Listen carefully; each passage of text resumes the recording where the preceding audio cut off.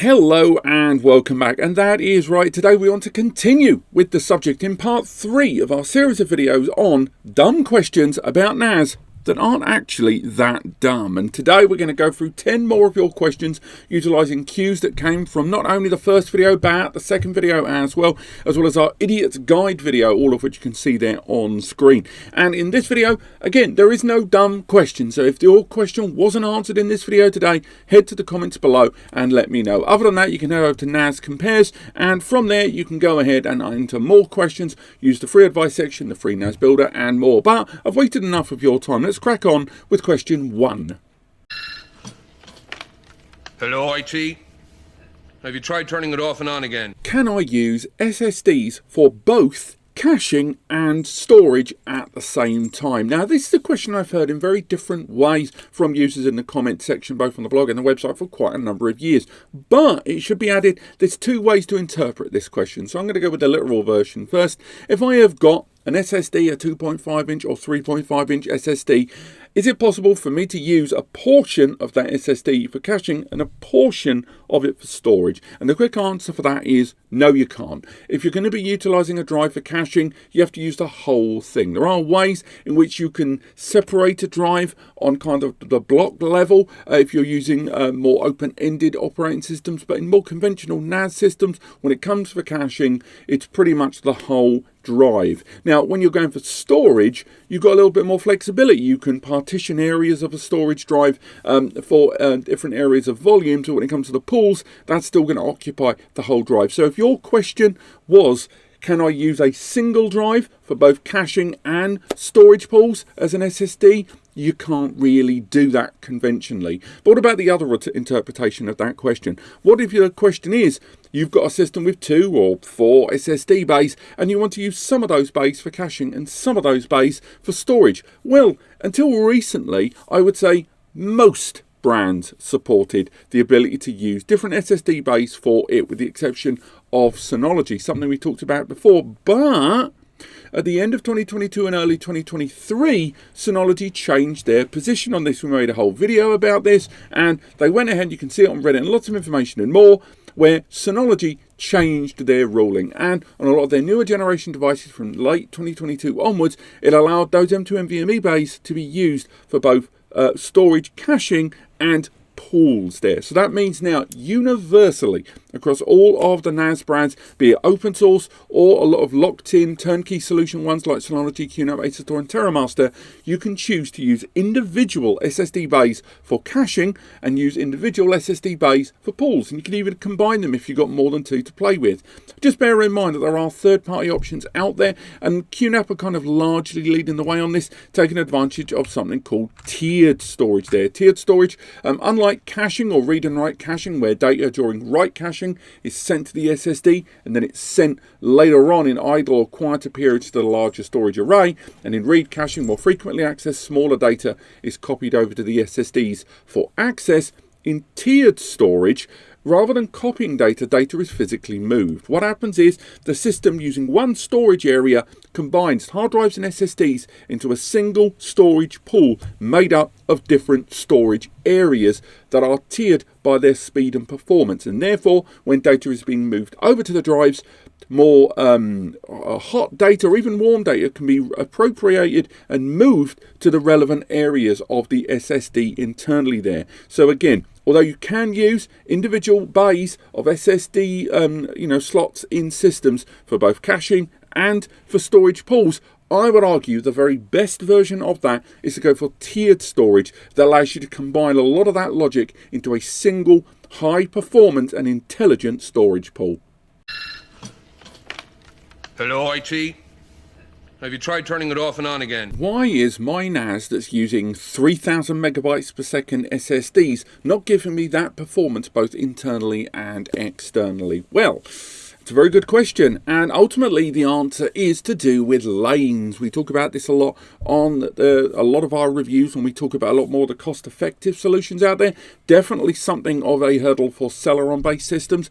But ultimately, what do we mean by this? Most CPUs will now rocking out the gate have to balance, particularly in the world of NAS, three very core pillars between them. Number one is obviously the price. They've got to match a consumer or enterprise or business or whatever commercial price that best fits their end user base. At the same time, it has to be efficient. It has to be powerful enough to get the job done, but not too power hungry that it can get too warm or consume too much power to be cost inefficient overall. And finally, it is to do with the CPU more than any other component being equipped well enough to handle as much of the hardware internally as possible and at the best it possibly can. And one of the defining parts of this is the CPU lanes. CPU lanes ultimately coming into two things. One, the PCIe revision, which is the speed of individual lanes. Generally, we are at the Gen 3 tier of network attached droids to 1,000 megs per lane, although we are starting to see some Gen 4 systems out there at 2,000 megs a lane,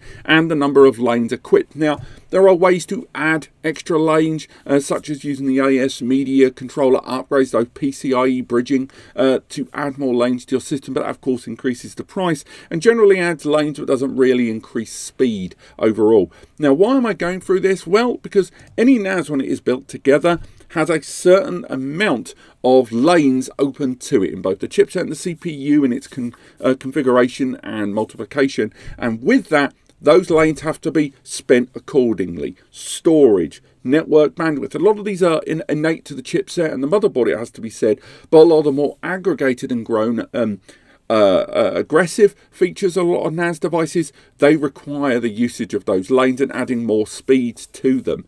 Now, that is where we come down to why the SSDs inside your system, although like Synology's SSDs here, we can see their very own SSDs have a reported performance when we look at the read performance of quite a substantial number. We're seeing a read performance there of 3,000 megs, yet every one of the systems right now in their desktop series that you put them in can't offer any more than 1,000 megs. The reason being that those systems don't have a huge amount of lanes, but they've also minimized the number or the speed of the lanes inside those systems. They've done it for reasons of heat, they've done it for reasons of durability, I guess. And because at the moment with Synology, for example, they're the only SSDs you can use for storage pools, it kind of, you're tied in two ways in that you can only use their SSDs for the pools, but also, despite these SSDs having a great read speed, their write speed isn't that much to write home about, particularly when you look at other SSDs for NAS, like the WD Red series, which again has got 3,000 in either direction. It's a great little SSD there. Actually, this is the lower tier solution. If you go for the larger capacities, you will tend to see the higher performance numbers suddenly materialize itself.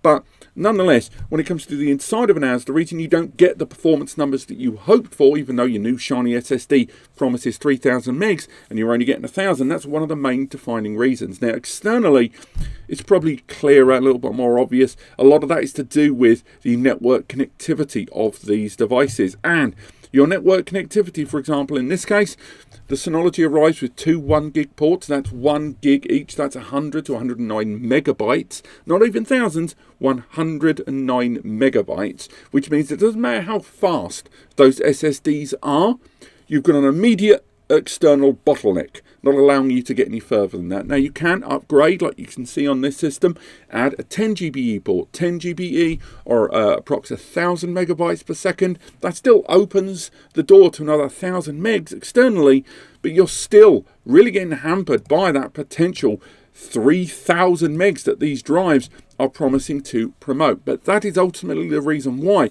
your brand new SSD is not going to be cranking out 3,000 megs internally and externally as you may have liked. But of course, as you go for more aggressive systems, high-end Xeon powered systems, they're far more aggressively scaled systems in terms of just the general architecture and storage.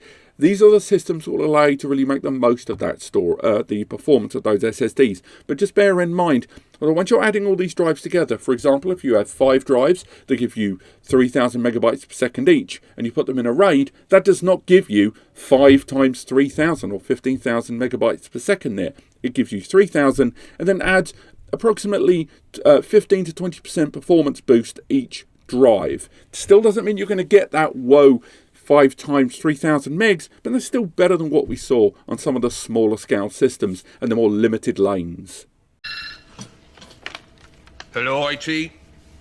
Have you tried turning it off and on again? Do I really need ECC memory? It's a decent enough question. ECC memory, error correcting code or error code correction memory, it's not cheap. Indeed, it can often work out 2 to 3 times the cost, depending on the scale of capacity you're going for, much more than non-ECC memory. And there's a lot of debate back and forth in the comments of nearly every single solution that rolls out the gate that we talk about here at NAS Compares, where someone will go, why or why does it not have ECC memory on board? Now, take, for example, a great example of a lot of backfighting back and forth with users on the subject of ECC memory. This is the FlashStore 12 Pro. It's about 700 or 800 NICA. It's got 12 NVMe bays. It's got 10 GBE on the rear there. And the memory inside is non-ECC. It's a 12-bay flash solution with non-ECC memory, and I think it would be fair to say that a lot of users took issue with this, saying that with flash and the speed we're talking about,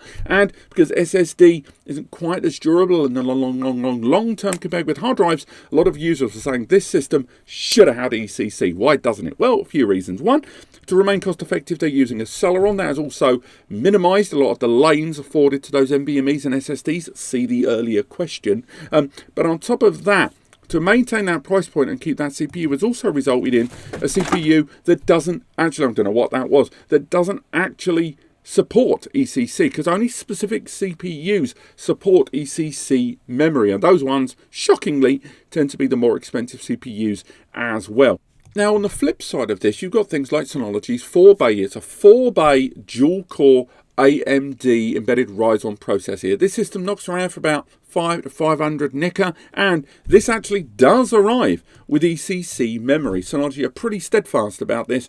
On all of their mid-tier systems, the ones, particularly the ones that are arriving with the embedded Ryzens, they're all rocking out the gate with ECC, and it seems that everything from around the 4 to 500 quid mark is starting to arrive with ECC as standard, and they're very, very keen on this. And they are a brand that rolled out with support of BTRFS as well, which has a not dissimilar parity kind of recognition system to ECC in terms of file self-healing as it passes through the system. For those who aren't aware, ECC memory is not unlike traditional memory, but it arrives with an additional cell, a little extra chip of NAND flash on the board. And what happens is, and this is very caveman, as data is handed to and from the system, data is brought in, and then in the memory, just before it goes through the rigmarole of being cached by the system and then held within the RAM briefly, during that time, that data, a blueprint is created there. That little blueprint that is created is then, as data passes through, is utilized as a comparison to the data at the exit point. And in some cases, the different methodology can then be used more than once as well. But ultimately, it means if the data changes during its handling process, they've still got the original parity blueprint that with that check, the checksum comparison can then repair the file and ensure you avoid things like bit rot there. Now, this doesn't really answer the original question, which was, do you actually need it? And in modern NASs these days, particularly the great improvements in file systems, I think unless you are a particularly high-end business user, you're not really going to feel the benefits for your write operations. You have to be running a high density write operation environment, and particularly if you're going to be having long running cold storage of large volume, high frequency files, and indeed high frequency, low volume files at that.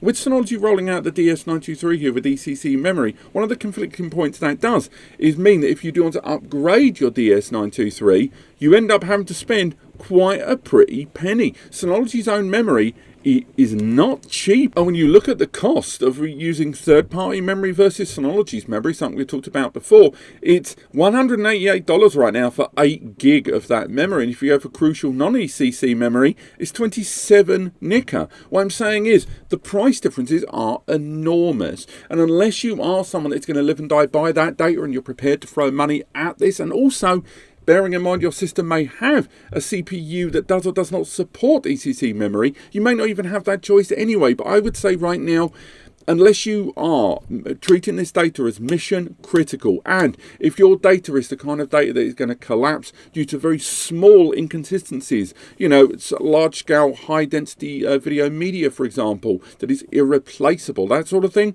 then that's when you might want to look at ECCs. Same goes for databases, large scale AI work as well, where a small inconsistency can be built on top of. But I think most home users probably don't need to use ECC, and therefore making them spend extra unnecessarily just to, you know, maybe not have to fight fire with fire in the comment sections of your local community forum, less important, I think.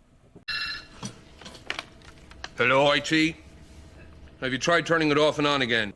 Should you use SSDs in your NAS? It is now the time for SSDs, and I'll be straight with you, we are so close. I don't think we're quite there yet. We are so on the cusp, it's unreal. What do I mean by that? Well, so many factors. Before we go any further, do bear in mind I have done a whole video on the best SSD focused NAS systems out there. Again, I've either looked at NAS systems that include SSD bays as their primary storage, or ones that you look at for alternatives. But getting back to the original point, when you look at systems like the FlashDoor series, when you look at systems like the TBS464, and even if you look at normal hard drive SATA systems like the DS923, remember the inclusive ECC memory we discussed. Remember that this system had 10 GBE on board and a couple of M2 NVMe bays in the base. Know that this has got 4 M2 NVMe's at Gen 3 x 2. Know that these arrive with both 6 and 12 bays respectively of Gen 3 x 1 NVMe SSD storage.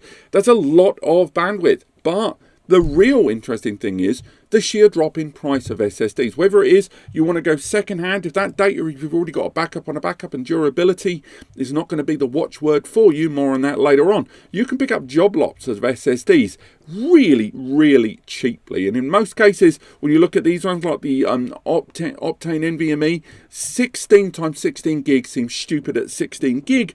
But fast forward to these years, when we're seeing more and more SSDs rocking out the gate at 1 TB, half a gig, 2, 4, even 8 TB in some places. When we look at an 8 TB SSD right now, I'm not going to say it's cheap. Of course it isn't. It's 300 nicker.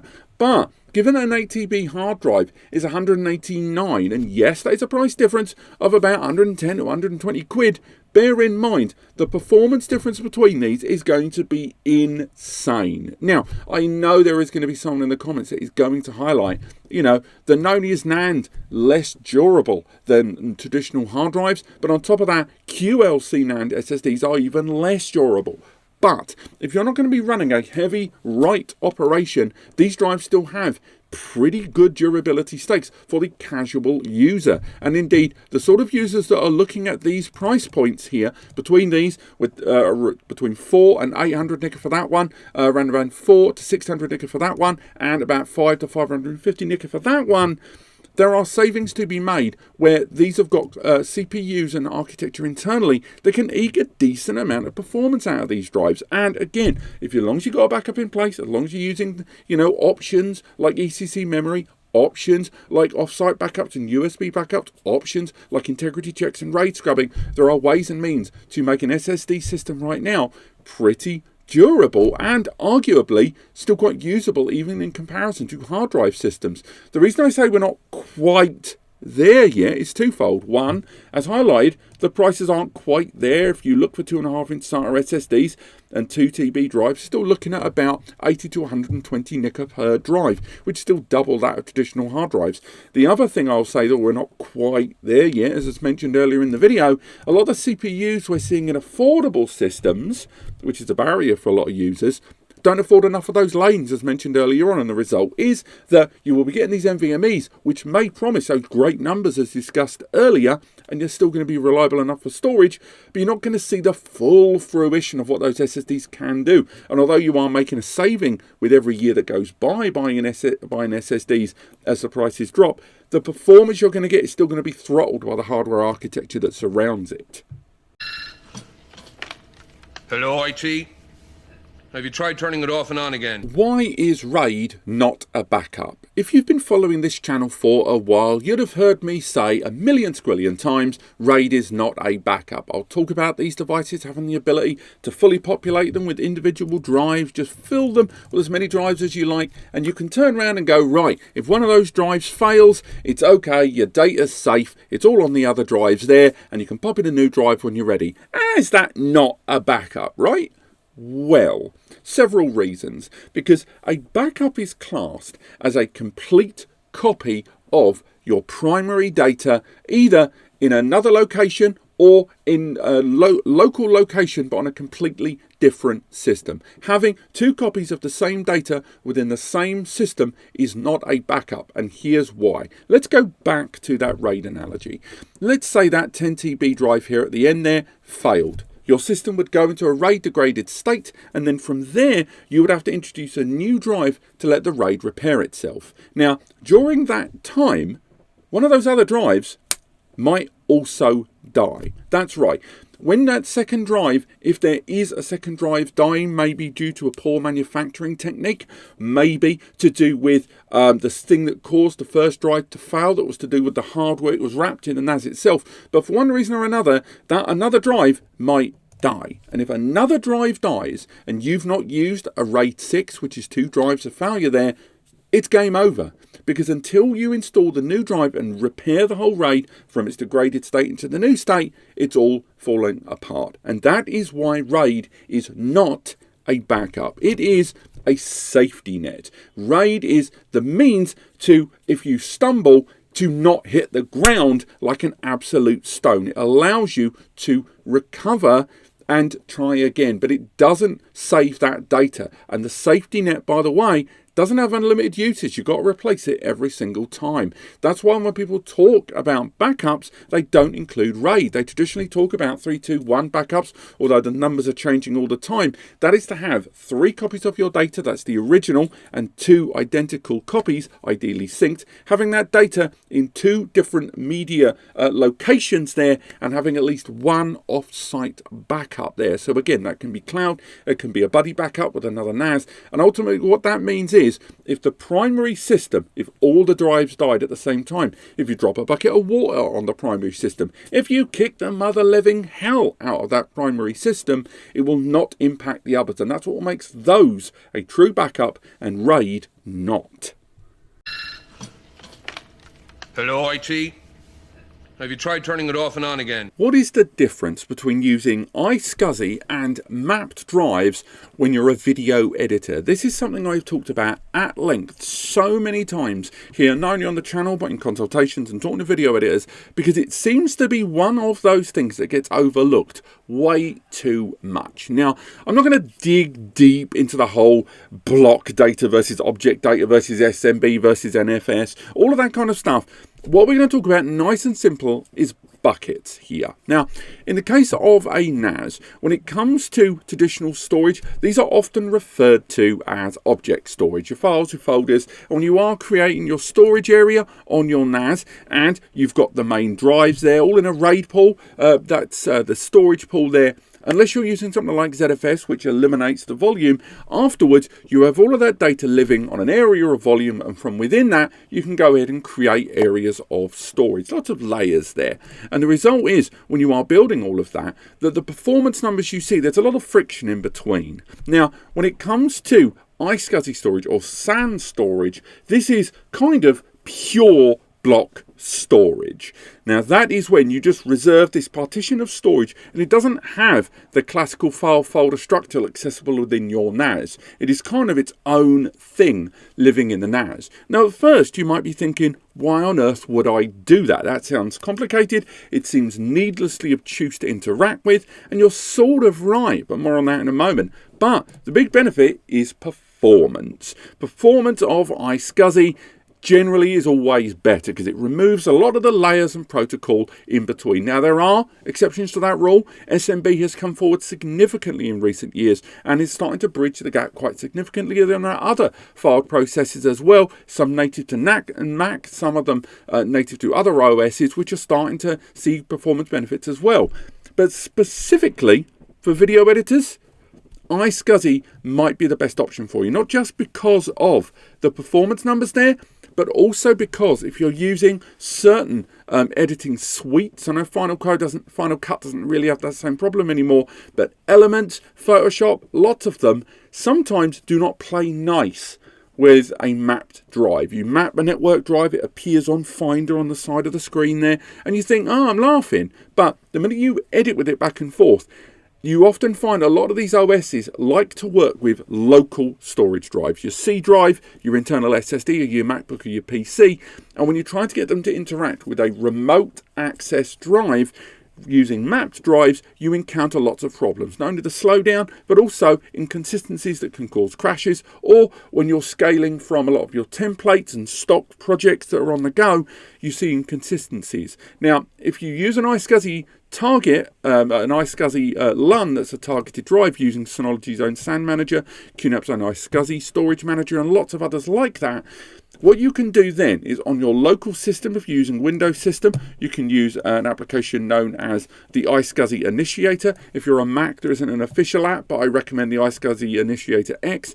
And these applications allow you on your local Mac or Windows system to take that SAN, that iSCSI block of storage, and make it look local on your local operating system. Your local PC or Mac system will see the NAS in that kind of remote bubble that we talked about with all the layers removed, and it will see it as local storage, and it will remove all of the inconsistencies that we talked about before when your video editing suite is talking and acting back and forth with that storage area. Consequently, not only do you see those increased performance numbers, but you also see a more a consistent editing suite experience. So if you are looking to edit files, particularly larger, denser files on a NAS, it is highly recommended that you use iSCSI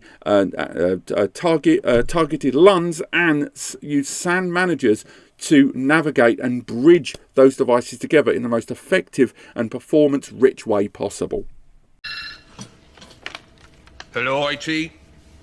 Have you tried turning it off and on again? Why do rack mount servers with the same hardware as that of desktop devices cost more? It's a really common question. I think a lot of enterprise users that start looking around at solutions, and maybe they don't have a rack cabinet, or they're thinking about getting a rack cabinet. Maybe they're moving into an office that has some sort of facilities in place, and they've weighed it up and gone, why exactly are these two devices here with the same CPU, same amount of memory, and the same amount of storage, 12 bays of storage, why is there about £300 to £500 difference between them? And it's repeated time and time and again. We've got an 8 bay here, same situation, 8 bays of storage on both of them, same memory all the way across the board, both with the same network connectivity, yet the desktop, which by the way sometimes is actually more expandable, as in the case of both of these devices by the way, in many regards, but between the two of them, why exactly is it that the rack mount costs more? Well, there's a couple of interesting points. Again, maybe the third interesting point that I don't personally like is the business tax that's associated with rack mounts. I'm not even going to give that the time of day. But when you look at desktop NAS devices, it's not until you get to about the 6 or 8 bay where you start to see the enclosures get a little bit more metallic. Generally, underneath that, they're all a lot more plasticky. And even the 6 and 8 bays have an element of plasticity to them that you don't really find to the same degree on a rack mount system. And that's because the rack mounts have to have a very different kind of cooling. More on that in a moment. But rack mount devices, small or big, are generally metal all the way around. And more importantly, as mentioned, it's about cooling. Desktop devices can take advantage of cooling on either side. They can take advantage of ventilation on the front and indeed the base, and they have those rear fans pulling the air outwards and inwards as needed, dictated by the passive and active ventilation. Now, rack mount systems is a very different story. Rack mount systems almost never have any form of ventilation on the sides of the chassis. They're almost always ventilated on the front and fans on the back, and that is because these systems have to use pure horizontal ventilation. Air is being drawn over the components internally, not only within rack cabinets, as you can see there on screen, or just generally when in operation. They have more fans, they tend to consume more power because of it, and they are indeed noisier as well, hence the necessity of server rooms. So really, when it comes to understanding the difference between them, notwithstanding that idiotic business tax, the other main difference being is just the sheer amount of hardware construction that goes into them. Is it, fully justified? I question it to a point. I'm not sure, particularly as you get bigger and better, that those price differences that go from 300 to 500, sometimes to the thousands, are justified. But that's the main reason for the price difference. Hello, IT? Have you tried turning it off and on again? How are containers and virtual machines different, and which is better? It's regularly asked, and luckily this one diagram will cover the works. Now, a virtual machine, as the name suggests, is a virtual interpretation of a physical computer that you can deploy in kind of third-party hardware there. You can see here on the left-hand side, we've got our infrastructure. That's either the physical NAS or intelligent cloud services. You've then got the hypervisor, which is a management engine that holds and supports each of the virtual machines. Then you've got the operating systems, the guest OSs. Again, Ubuntu and other Linux ones are available. You've got your Windows and more. And then on top of that, you've got all of your individual applications running from their own little cabs and little directories and stuff like that. That's how virtual machines work. Now, in the case of containers, they remove one really pivotal and arguably performance detrimental layer, and that is the guest OS. Because in containers, say for example you wanted to run an app in Windows, you wanted to run an app on your phone, you need to be using Android, iOS, Windows to then run and install the application to run it. Containers are just the app. They will allow you to run the app directly on the phone without Android in the middle, and generally that means you can do a better job of appropriating the hardware resources available to you, and the CPU, the memory, and the rest of the configuration. So that is the main and arguably central difference between virtual machines and containers. Containers can run with a much lower impact on the hardware resources, and therefore you can run more of them at any given time. So if you're running micro installations of files, you want to run testing, you want to run concurrent tests of an application service, or anything you're working on, containers might well be for you. Likewise, if you're running a NAS with more limited hardware resources, trying to run a direct app within the App Center versus say Plex in a container, by comparison, that will always run better as a container. But just bear in mind, it requires a little bit more technical knowledge in order to get behind it. If you don't really want to take the time to learn, virtual machines are significantly easier to get up and running by comparison. Hello, IT? Have you tried turning it off and on again? Is it bad to leave a USB drive connected to your NAS 24/7 to run USB backups? It's a reasonable question. The number of times here on the channel I've recommended utilising a nice affordable USB. If you need a backup and your back's against the wall, using USB backups is pretty good. All of the NAS brands supply them. But is it okay to leave that drive connected all the time? Well, there's two ways to look at this. As you can see from the image there on screen, a slightly dated computer image here we found online, you can see the lifespan of a lot of drive media over time. Generally, USBs, and it sounds vague, are kind of recognised to be between 10,000 and 100,000 cycles. That's power-ups, okay? So with that, having a drive disconnected and reconnected, that's a lot of times where it's going to be absolutely fine. You'd really have to be hitting it hard to be worried in any way about the drive dying from what you are doing to it. Also, unlike SSDs, which although have question marks around durability, a lot of that comes down to the performance hitting that's happening. A lot of USB drives, unless you go for like USB 4 drives, you're not really going to be getting those performance numbers to be that concerned with. No.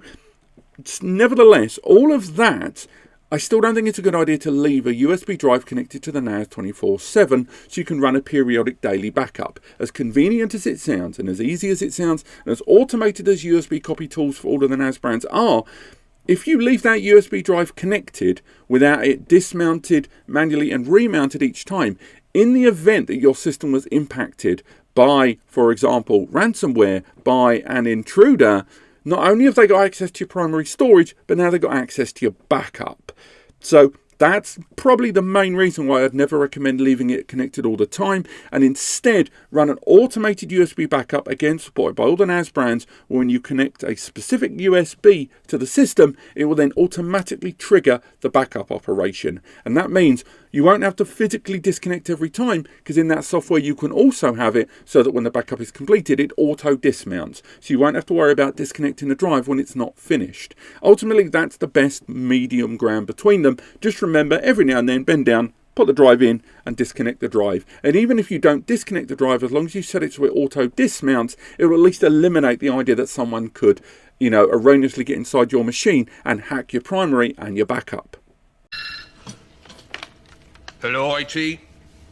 Have you tried turning it off and on again? Why are NAS brands always talking about the benefits of cloud when they themselves, NAS storage providers, surely it's not in their interest to want to promote cloud storage and move people away from local LAN storage? Well, as you can see from the video there on screen, I did a big video just a few weeks ago just talking about why NAS is better than cloud as far as I am concerned. But throughout that video, I did also highlight that as good as NAS is, it never hurts to have a cloud as a means of a remote backup. That means that if you've got several NASs on ground level in a city and they all get wiped out by a flood, cloud storage means that data is in another location. And NAS providers know about this. That's why Synology have theirs. That's why QNAP are rolling out theirs. And indeed, when I've done lots of articles before, why a lot of NAS brands still continue to recommend utilizing cloud storage in conjunction with your system. They refer to the NAS as the bare metal backup and the cloud as the remote backup. There are benefits. One, easier security management of giving remote access to files without critically undermining the local host system, and also it makes it less complicated. Secondly, you don't have to back up your entire NAS to the cloud, only a portion if you choose to.